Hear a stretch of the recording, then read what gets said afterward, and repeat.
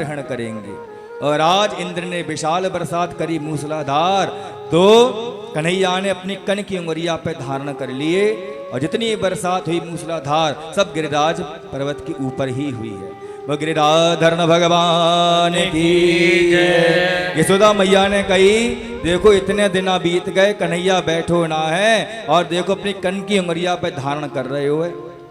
अरे ग्वाल वालों तुम अपनी लठियन पे धारण कर लो, कन्हैया ने एक आराम कर ले, कुछ खाए पी ले। अब जैसे ही कन्हैया ने अपनी उंगलियां नीचे करी तो सबकी लठियां चट्टपट टूटने लगी। अरे भैया कन्हैया, अरे अयो तो सही, अरे कन्हैया बचाइयो उससे सही। कन्हैया ने फिर से उंगलियों ऊपर कर ली। सब देख देख के बड़े मुस्कुराए, दंग रह गए। अरे कन्हैया तेरी उंगलिया से तो कई गुना मोटी हमारी लठिया है और हमारी लठियां सब चट्टपट करके टूटन लागी। आज विश्वास हो गयो कि तू तो भगवान है।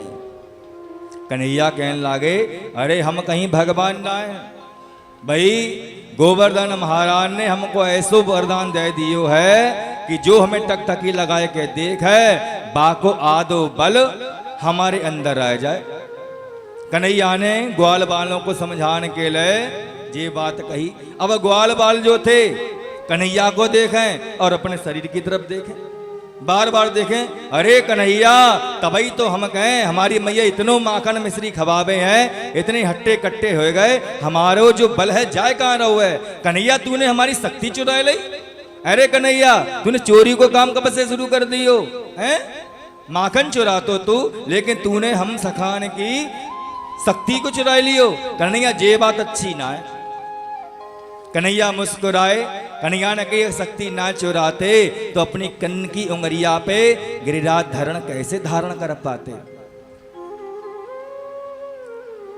7 दिन बरसात वही घनघोर और कन्हैया बीच में खड़े हो गए। मतलब क्या है, 7 दिन में चाहे कितनी भी घनघोर कष्ट की बरसात हो, दुखों की बरसात हो, संकटों की बरसात हो, ग्वाल वालों के ऊपर जीवन में जैसे आई, लेकिन ग्वाल वाल घबराए नहीं, हाय हाय नहीं करी, हरी हरी करी और कन्हैया के चरणों में आ गए। कन्हैया के चरण में आए तब 7 दिनों के जो संकट है पल भर में ही दूर हो गए।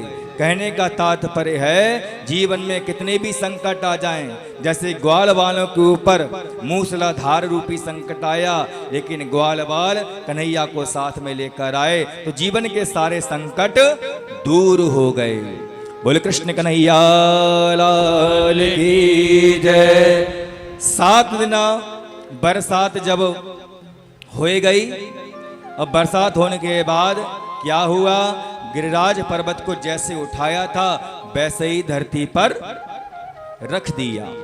इंद्र देवता आए, अरे देखो तो सही मेरी पूजा को बंद कराया, अब तो मजा अच्छा तरीके से आ गया होगा।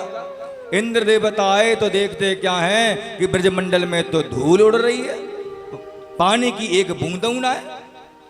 तुरंत डांटा सांवर्तक नाम के गणों को, अरे गणों हमने तुमसे कहा था पूरे ब्रजमंडल को पानी में डुबो देना, लेकिन तुमने बरसात नहीं करी, हमारी आज्ञा को उल्लंघन किया। गणों ने कहा कि महाराज आपकी सौगंध, हमने बहुत घनघोर वर्षा करी, 1 दिन नहीं 7 दिन रात पर्यंत करी, लेकिन बूंद नहीं गिरी है प्रभु, इसमें हमारी कोई गलती नहीं है, इसमें कोई चमत्कार ही होगा। इंद्र देवता ने जब ध्यान किया, ध्यान लगाया तो पता चला कि नंद का छोरा कोई और नहीं है, वो तो नारायण भगवान है।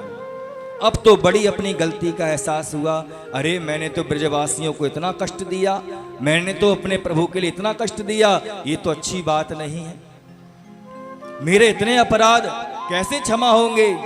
इंद्र देवता कन्हैया के पास में आए, चरणों में लेट कर दंडवत प्रणाम किया।